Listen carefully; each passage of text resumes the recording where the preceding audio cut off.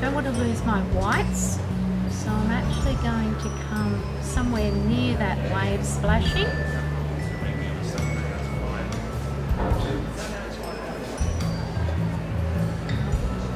And I want to keep this a little bit damp. So I'm just using 2 blues and an earth red at the moment of the Free Flow.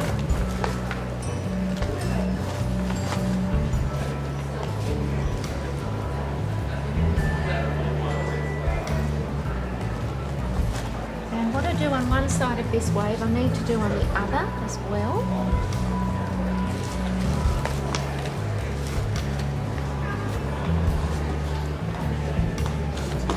And I need to scumble up so I can save my whites.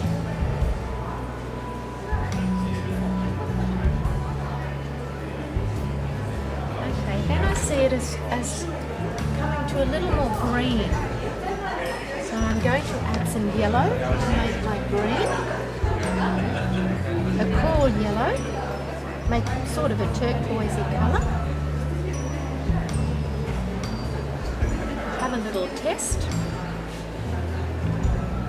A little bit dark. I'm just going to add some white into it.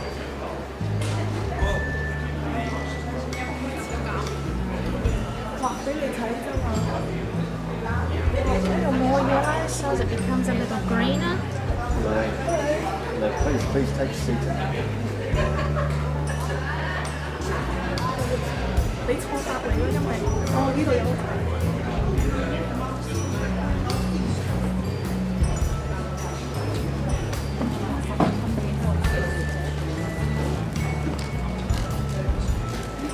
You want to be microphone or you're right? No, I'm fine.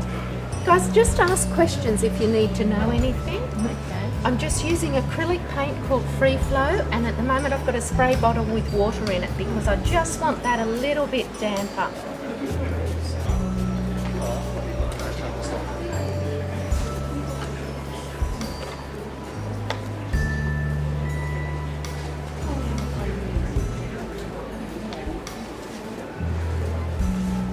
Please come in if you want to. Just take a seat and pick up a bag off the chair. It's got all sorts of interesting tips about acrylic paint in it.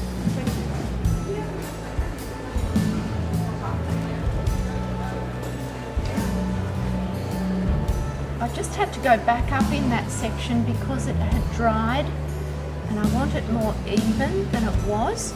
So I just sprayed it with water and now I can continue on down. My main objective is to save the white because I'm treating it like a watercolour. I want to save the white of the paper. So I've got to scumble my brush into where the water's hitting this wave.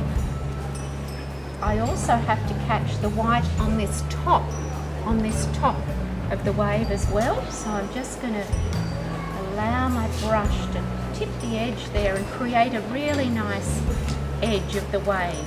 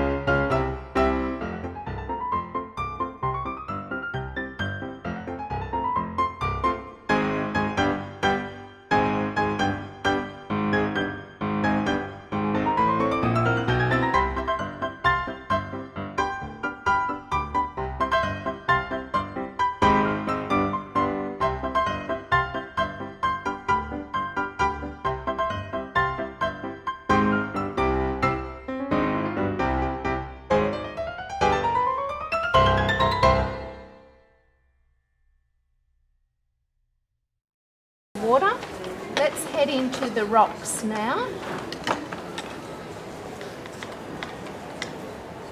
The rocks in the distance need to be cooler because the rules are they have to be cooler in the background. It always fascinates me that a camera can't pick up too many colours, and then my printer only has 4 colours: cyan, magenta, blue and black. 4 colours. That's what printed that, 4 colours. I find that fascinating because my eyes can see over 1 million colours. So I have to try and replicate that whenever I'm painting. Okay, the rocks in the distance have to be cooler than the ones in the foreground and slightly grey, because I want to make sure they do look like rocks. So let's have a test. That's a little bit dark, but it's not a bad grey. So I'll just pop this on, have a look, and then put my darks over the top. They run right into this wave. It's got a lovely hard edge out the back there. Scumble again, side of the brush, because that beautiful wave splashing, for me, because I'm trying to do a watercolour with the acrylic free flow paint, I've got to save my whites. So we put the darks over the top of that light in this beautiful shadows. See these beautiful dark areas? We can pop them on over the top. Now this rock in the background has to be slightly paler and slightly cooler than my foreground one. Acrylic paint, I want it to look like a watercolour. You either place your pigment on and manipulate with water, which is what I generally do because I like to have it straight from my brush and I can get a better value sense. Or you could wet the shape and drop the pigment in. That's the only 2 ways to approach a watercolour. Darken in here so as my wave looks like it's crashing.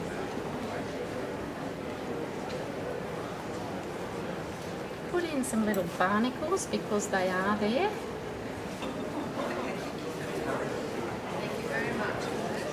Okay, now the nice foreground rock.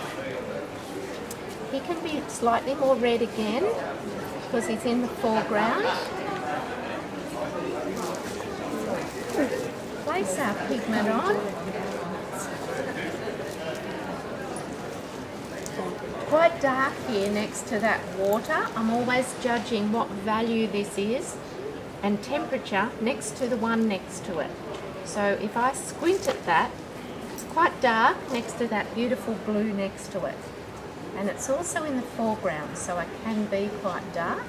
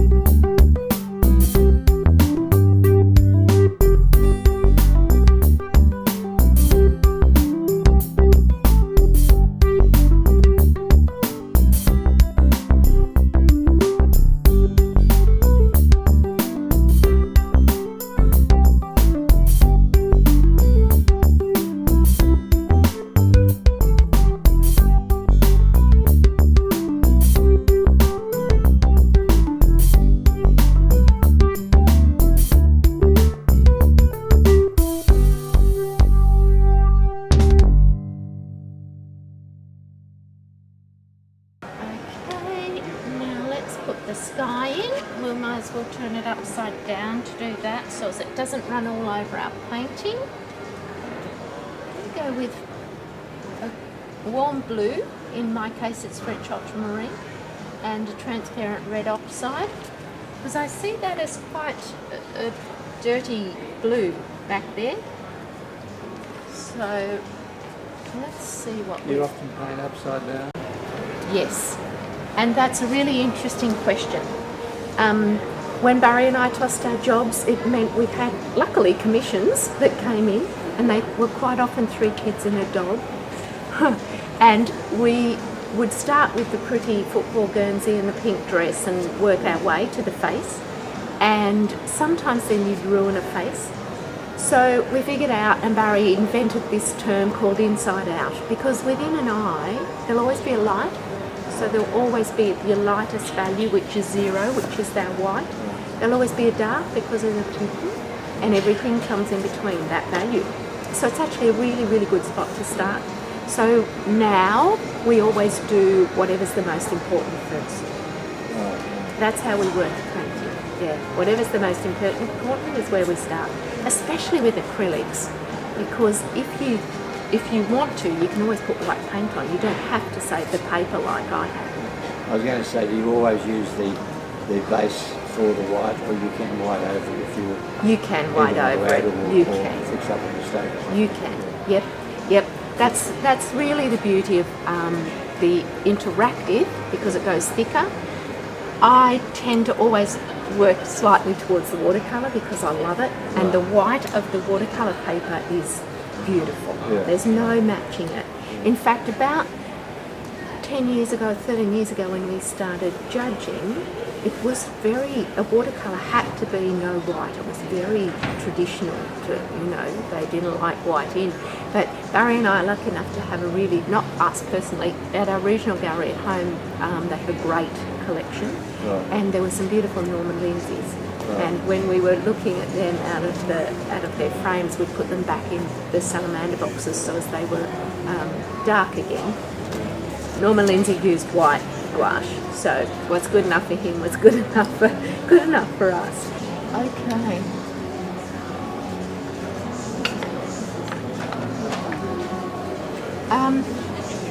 We quite often say to students, little brush, little mistake, but I am so familiar with this brush.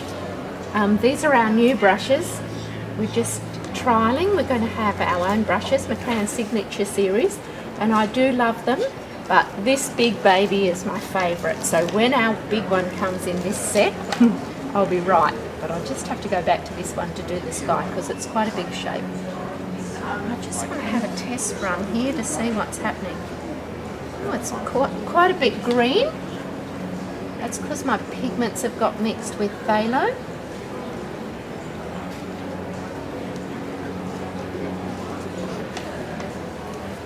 Okay, that amount of pigment is probably going to last me for the whole sky, because I'll just have to keep working it now, because you can see it's much too dark and it's slightly dirty. But I want to go over, so if you've got too dark, you just keep adding water. I want to go over and come to about this layer. So as I actually get a really gentle transition to sky. Remember to scumble up in here. And what I do on one side, I've got to do on the other. And we can come into about there somewhere. Scumble through. I know it's not a blue sky, but hopefully it'll still read distance and a bit moody.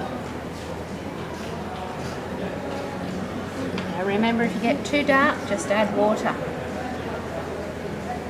I think one of the hardest things that I had to learn was colour mixing. It does take a little bit of getting used to. Now, if by chance some of you have had a whoops-a-daisy and lost some of your whites, be a bit careful turning it back up the other way if you've still got a lot of moisture, because it's going to run back down and cause some dramas. you could always pick that up with a tissue if you needed to. You can see water just catching there on my masking tape. So you could pick it up with a tissue, but I'm not concerned. It's only a demonstration for you. Okay, let's say we've had a whoops-a-daisy and we need just to put some white back on. We can always load up the brush, preferably with clean water, which I don't have, but that's all right. And we could put some splashing back up in here, just to link it a little bit. See those beautiful splashes? If you would love to have a trial with this paint, there is canvases, there's paint, there's all sorts of stuff up the back there. You might get a little bit messy, but that's what painting's about. Okay, I think there's also probably going to be some hard edges down here. Maybe I'll just edge some little splashes on this lovely. It's all about these little, I call them Velcro bits now, where I'm actually picking up these lovely little sprays on my dark areas that link the painting together. And when we're competing, or even if you're going to put something in an exhibition, it's wise actually to put it away for a little while before you look at it, like put it away for a couple of days and then look at it after that time, because we get so precious with things that we don't see its faults until much later.